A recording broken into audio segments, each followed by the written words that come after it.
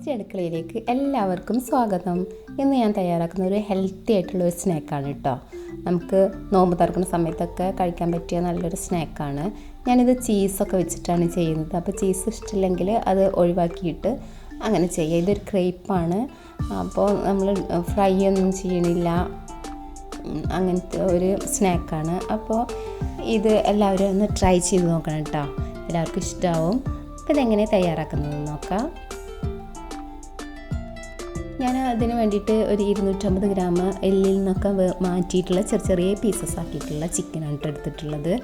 അപ്പോൾ നമുക്കിതൊന്ന് മാരിനേറ്റ് ചെയ്ത് വെക്കാം. അതിലേക്ക് ഞാൻ ഒറിഗാനോ ചേർത്ത് കൊടുക്കുന്നത്.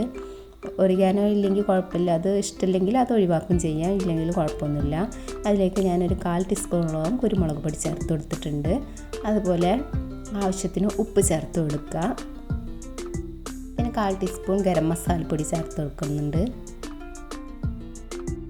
1 ടീസ്പൂൺ മുളക് പൊടി ചേർത്ത് കൊടുക്കുന്നുണ്ട്. ആ എരിവിനനുസരിച്ചിട്ട് അത് ചേർത്ത് കൊടുക്കുക കേട്ടോ. നന്നായിട്ട് ഒന്ന് യോജിപ്പിച്ചെടുക്കുക. എരിവ് കുറച്ച് കുറവ് തോന്നിയപ്പോൾ ഞാനൊരു കുറച്ച് കുരുമുളക് പൊടിയും കൂടി ചേർത്ത് കൊടുത്തിട്ടുണ്ട്. നമുക്കത് ഒരു അരമണിക്കൂർ നേരം മാരിനേറ്റ് ചെയ്തിട്ട് മാറ്റി വെക്കാം. അരമണിക്കൂറിന് ശേഷം നമുക്കിതൊന്ന് വേവിച്ചെടുക്കട്ടോ. അതിന് വേണ്ടിയിട്ട് ഞാനൊരു പാൻ വെച്ചിട്ടുണ്ട്. അതിലേക്ക് സൺഫ്ലവർ ഓയിലാണ് ഞാൻ ചേർത്ത് കൊടുത്തിട്ടുള്ളത്. വെളിച്ചെണ്ണ യൂസ് ചെയ്യുക. അപ്പോൾ നമുക്കതിൽ ഓയിലൊക്കെ ചൂടായി വന്നപ്പോൾ നമുക്ക് അതിലേക്ക് ചിക്കൻ ഇട്ട് കൊടുക്കുക. ഇത് ഇങ്ങനെ ഓവർ കുക്കൊന്നും ആക്കണ്ട, ഒരു മീഡിയം ആയിട്ട് വരുന്നവരെ, ഡീപ്പ് ഫ്രൈ ഒന്നല്ല. ഈ ഒരു കുറച്ച് ഓയിലിൽ കിടന്നിട്ടൊന്ന് ഇളക്കിയിട്ട് ഒന്ന് 3/4 വേവോളം ആയി വരുമ്പോൾ നമുക്കിതിലേക്ക് ക്യാപ്സിക്കം, അതുപോലെ വലിയുള്ളി, ഇഞ്ചി, പച്ചമുളക്, വെളുത്തുള്ളി പേസ്റ്റ് ഒക്കെ ആവശ്യത്തിന് ചേർത്ത് കൊടുക്കുക കേട്ടോ. വലിയുള്ളി ഒരു 2 3 ഇതിൽ ചേർത്ത് കൊടുക്കുക. അപ്പോൾ ഞാൻ ഓൾറെഡി ഉണ്ടാക്കി വെച്ചിട്ടുണ്ടായിരുന്നു വലിയുള്ളി, ഇഞ്ചി, പച്ചമുളക്, വെളുത്തുള്ളി ഒക്കെ ചേർത്തിട്ടുള്ള വഴറ്റി വെച്ചിട്ടുണ്ടായിരുന്നു. അപ്പോൾ ഞാനിത് ഇതിൽ ചേർത്ത് കൊടുത്ത് ഒന്ന് വഴറ്റിയെടുത്തിട്ടുണ്ട്. അപ്പോൾ എൻ്റെ അടുത്ത് കുറച്ച് ബാലൻസ് ചിക്കൻ ഫ്രിഡ്ജിൽ ഇരിപ്പുണ്ടായിരുന്നു വേവിച്ചെടുത്തിട്ടുള്ളത്. അപ്പോൾ അതും കൂടി ഞാൻ ഇതിൽ കൂടെ ആഡ് ചെയ്ത് കൊടുത്തതാണ്.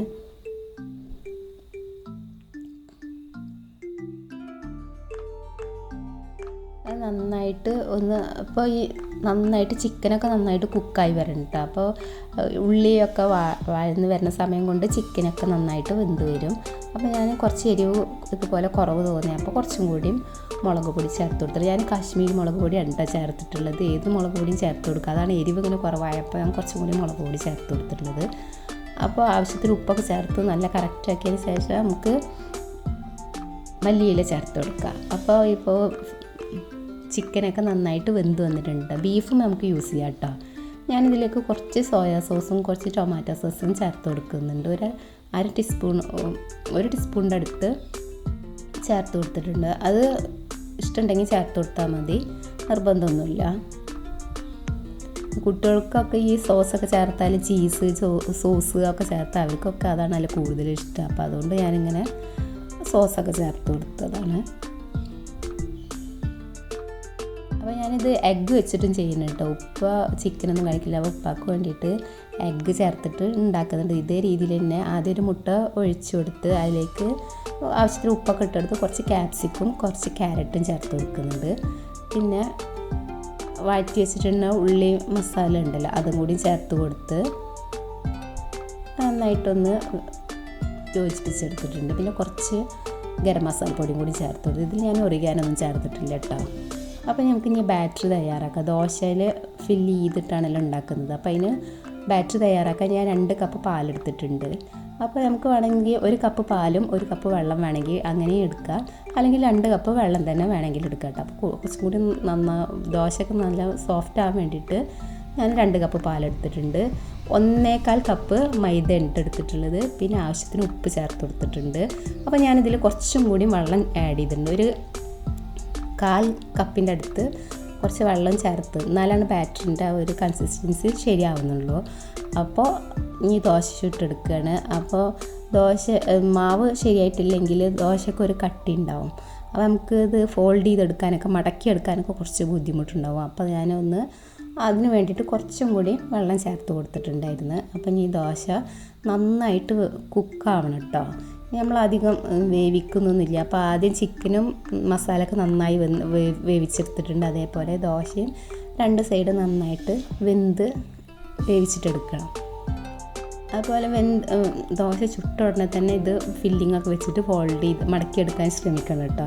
ഈ ചൂടാറി കഴിഞ്ഞാൽ നമുക്ക് ചൂടോടെ ആകുമ്പോൾ അത് നമുക്ക് മടക്കിയെടുക്കുമ്പോൾ പെട്ടെന്ന് ഒട്ടി കിട്ടും. ചൂടാറി കഴിഞ്ഞാൽ ഒട്ടാൻ കുറച്ച് ബുദ്ധിമുട്ടുണ്ട്. അപ്പോൾ എൻ്റെ ദോശ ചൂടാറിയിട്ടുണ്ടായിരുന്നു, അപ്പോൾ ഒട്ടാനൊക്കെ കുറച്ച് ബുദ്ധിമുട്ടുണ്ടായി. അപ്പോൾ അതൊന്ന് ശ്രദ്ധിക്കണം കേട്ടോ.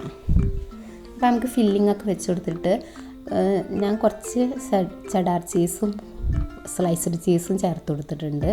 നിങ്ങൾക്ക് ഇഷ്ടമുണ്ടെങ്കിൽ ചേർത്ത് കൊടുത്താൽ മതി, അത് ഒഴിവാക്കിയാലും കുഴപ്പമില്ല. കുട്ടികൾക്കൊക്കെ ഇങ്ങനെ ചീസും ഇതൊക്കെ ചേർത്താലേ ഇഷ്ടം. അപ്പോൾ ഇത് നല്ല ടേസ്റ്റാണ് കേട്ടോ. ചീസും ഒക്കെ ചേർത്താൽ നല്ല ടേസ്റ്റാണ്.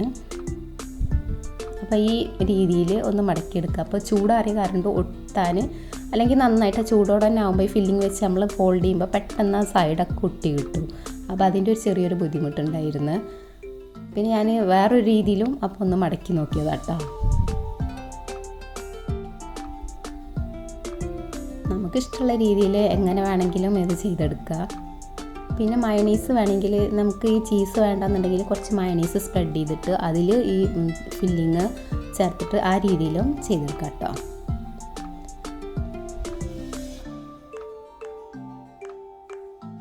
അപ്പോൾ എൻ്റെ വീഡിയോ ഇഷ്ടമാകുന്നുണ്ടെങ്കിൽ നിങ്ങൾ ലൈക്ക് ചെയ്യുക. അതുപോലെ സബ്സ്ക്രൈബ് ചെയ്യാത്തവരുണ്ടെങ്കിൽ സബ്സ്ക്രൈബ് ചെയ്യുക. പിന്നെ നിങ്ങളെ റിലേറ്റീവ്സിനും ഫ്രണ്ട്സിനൊക്കെ ഒന്ന് ഷെയർ ചെയ്തിട്ട് സപ്പോർട്ട് ചെയ്യുക. പിന്നെ ഇത് ഉണ്ടാക്കി നോക്കിയിട്ട് കമൻസൊക്കെ ഒന്ന് അറിയിക്കണം കേട്ടോ.